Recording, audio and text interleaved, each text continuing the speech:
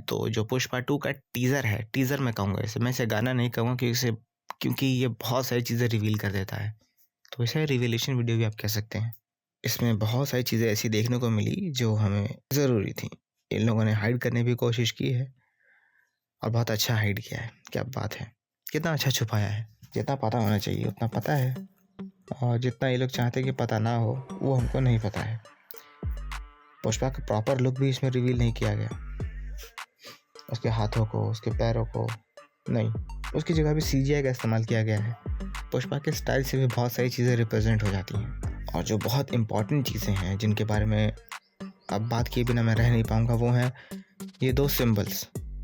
एक ये कुल्हाड़ी वाला और दूसरा है ये एक हाथ का निशान। ये दोनों सिंबल्स क्या रिप्रेजेंट करते हैं प्रॉपर तो मुझे पता नहीं, लेकिन एक रिप्रेजेंट करता है पुष्पा के स्मगलिंग के बिजनेस को, कम्प्लीटली इलीगल।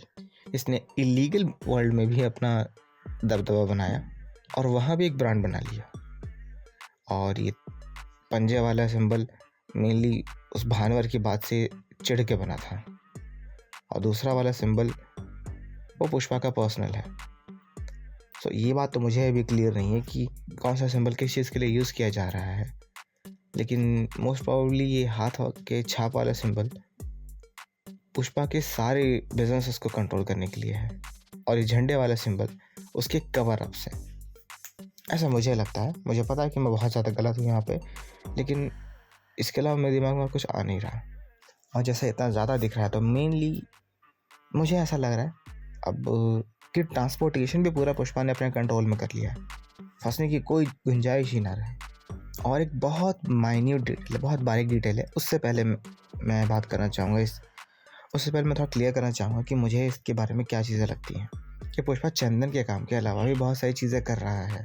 शायद सोने की भी स्मगलिंग करता है, ट्रांसपोर्टेशन का भी काम करता है, और उसके अलावा शायद टेक्सटाइल इंडस्ट्री को भी कंट्रोल कर रखा है इसने पूरी, जिस वजह से पुष्पा पे कोई हाथ नहीं डाल पाता।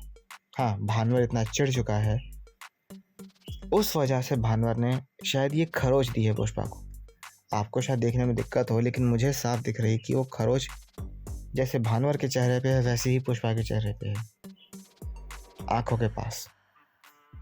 इसके 2 रीजंस हो सकते हैं, या तो पुष्पा का कोई झगड़ा हुआ जिस वजह से वो खरोच आई है, या फिर ये हो सकता है कि भानवर चिढ़ चुका था, पुष्पा को किडनैप किया, उसे टॉर्चर किया, फिर वो भानवर से बचते हुए भागा, और भागा तो भानवर ने कह दिया कि पुष्पा पुलिस कस्टडी से भागा, और उसी के बारे में वो टीज़र था।